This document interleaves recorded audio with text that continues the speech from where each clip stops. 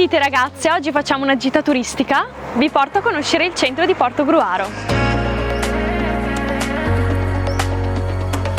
Portogruaro è una città facilmente raggiungibile in auto da Venezia ed è situata nel cuore della Venezia orientale. È una località piuttosto vicina a località balneari quali Caorle, Bibione e Lignano. Ragazze, dividiamoci e andiamo alla scoperta di Portogruaro. Andiamo!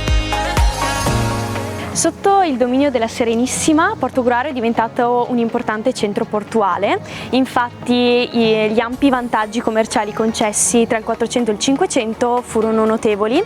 Ad esempio ci fu il monopolio del commercio del ferro, la vendita del sale e il controllo del transito delle merci nei territori quali Friuli e Austria. Il significato del nome Portogruaro deriva dal fatto che appunto questa località era il porto della cittadina Gruaro. Successivamente ci fu il controllo da parte del dominio francese in seguito a quello austriaco fino alla proclamazione del Regno d'Italia. Jennifer, invece ti spiego qual è il simbolo della città di Portogruaro. Okay. Intanto ci troviamo nel pozzetto delle gru e come possiamo vedere qua è raffigurato anche lo stemma di Portogruaro, ovvero queste due gru che si guardano con al centro il campanile, altro simbolo molto importante di Portogruaro. La gru è stata scelta perché da sempre è un animale simbolo di protezione, perché appunto quando lo stormo si riunisce al crepuscolo per appunto andare a riposare ne viene scelta una che poi appunto farà da guardia durante tutta la notte. Molto importante a Portogruaro c'è anche la villa comunale costruita a metà del Cinquecento dall'architetto italiano Guglielmo Bergamaschi. Ci sono stati degli importanti lavori nel Novecento e purtroppo per questo motivo sono andati perduti numerosi affreschi, però è comunque molto affascinante e offre anche un parco molto grande nella zona posteriore che è ricca di tantissime specie di piante diverse.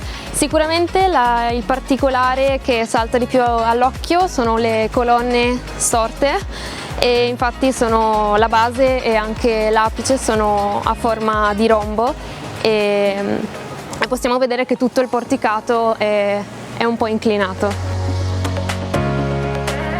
Eccoci, siamo arrivati al borgo di Sant'Agnese. Questo prende il nome dalla porta che sbuca in via Cavour e venne costruito all'inizio del XIII secolo e qui vengono fatti alcuni restauri anche molto importanti ed è l'unico di proprietà del comune di Portogruaro. Il borgo ha un simbolo caratteristico ed è infatti la porta, che tra le tre porte è l'unica che ha resistito e ha mantenuto le sue caratteristiche originali. Inoltre è caratterizzato da questo arco a ogiva.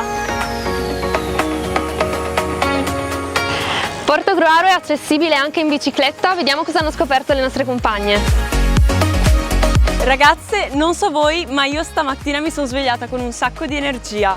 Sapete che Portogruaro è la città perfetta per essere girata in bici? Dai, vi portiamo alla scoperta della piccola Venezia.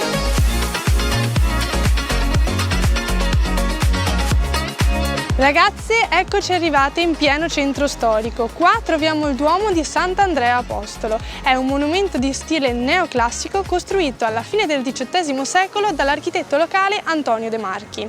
Internamente presenta affreschi e decorazioni molto belle, che sono state eseguite da famosi autori del Novecento. Ed è proprio al termine del XIX secolo che il nostro campanile è stato alzato di molti metri fino ad arrivare agli attuali 59. Tra l'altro è il terzo campanile più pendente d'Italia. Infatti è pendente di ben 42 cm.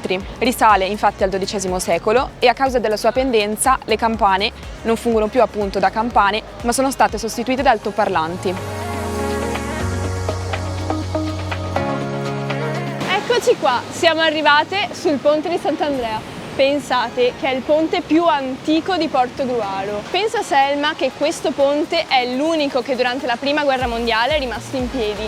Infatti la popolazione portoguarese ha convinto il sergente Julius Saab a non buttarlo giù. Per questo su questo ponte possiamo trovare anche una targa in suo onore. Sai, oltre a questo ponte viene chiamato anche il Ponte dei Mulini. E perché? Perché è circondato da ben 2 mulini che risalgono addirittura al XII secolo. Purtroppo non sono completamente intatti, però riservano delle cose molto belle. Ad esempio accogliendo cigni, anatre e pesci. E oltre a questo non ti sembra di stare in una piccola Venezia? Guarda, ci sono addirittura le coppie innamorate che vengono qua e attaccano i loro lucchetti e le loro iniziali. Guarda che belle, che cosa molto carina e romantica, soprattutto guardando questa stupenda vista. E siamo arrivati al Palazzo Marzotto, era un edificio storico situato qui a Portogruaro, commissionato da Gaetano Conte Marzotto, che faceva parte di una famiglia di imprenditori. Questo palazzo risale a vari secoli fa. Infatti Pla è stato edificato nel XVIII secolo ed è un edificio caratterizzato da un'architettura barocca. Inoltre, Isa, il Palazzo Marzotto è un sito culturale e storico.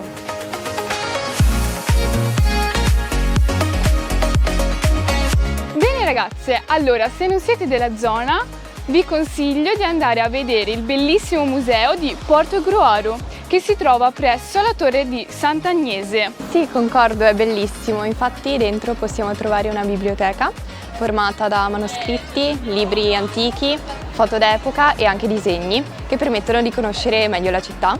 E salendo possiamo trovare anche una sezione di armi medievali.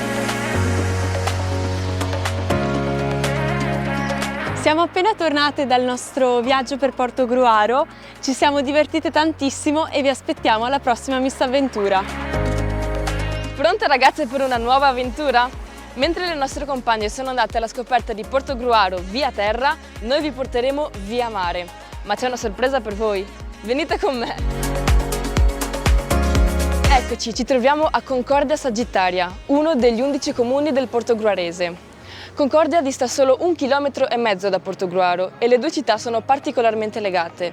Anzi, addirittura una volta, un tempo, Portogruaro era sotto il dominio del vescovo di Concordia. Rossella, ma tu sai da dove deriva il nome di Concordia Sagittaria? Nel III secolo Concordia divenne piazzaforte militare con una fiorente fabbrica di saggitte, ovvero le frecce, e nel primo Novecento prese il nome proprio da esse. Il primo insediamento romano avvenne qui tra il IX e l'VIII secolo a.C., ma Concordia venne occupata precisamente dal 42 al 40 a.C. Proprio in questi anni venne costruito un antico ponte che ancora oggi è visibile in via San Pietro.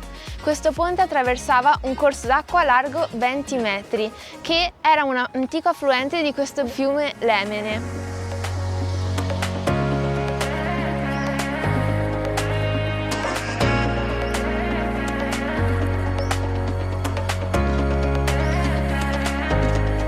Ragazzi, e voi sapete cos'è la voga veneta? È una particolare tecnica di voga in piedi, sviluppatasi lungo la laguna di Venezia e nelle zone limitrofe. La voga veneta si svolge anche durante la regata storica la prima domenica di settembre. Evento particolarmente amato dai veneziani che si riuniscono sotto le rive del Canal Grande.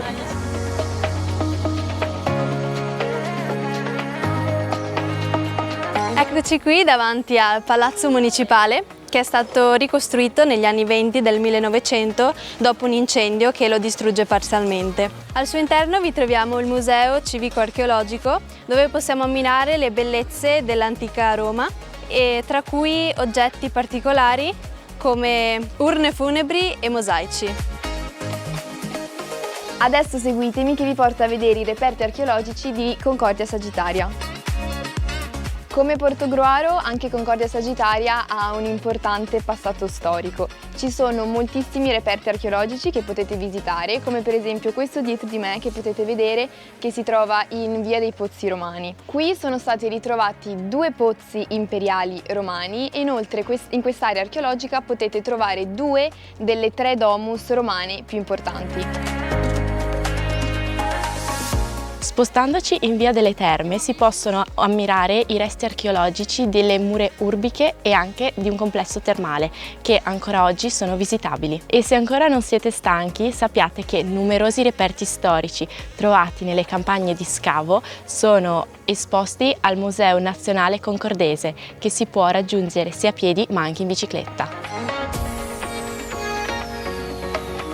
Allora, ci troviamo davanti alla cattedrale di Santo Stefano Porto Martire, che risale dal 1466 ed è una delle principali chiese del paese, nonostante il vescovo sta nella diocesi tra Pordenone e Concordia. In aggiunta alla chiesa fu poi costruita la Cappella dei Martiri, dove si trovano le loro reliquie, e per questo motivo la chiesa non è solo un monumento da visitare, ma è anche un luogo di culto e di pellegrinaggio. Volevo poi raccontarvi un'altra curiosità. Infatti questa chiesa nella metà del VI secolo fu distrutta da un incendio e le sue macerie furono ricoperte da 2 metri di sabbia che furono nel tempo trasportati dalle alluvioni. Successivamente la cattedrale fu poi ricostruita. Sempre di fianco alla cattedrale troviamo il battistero.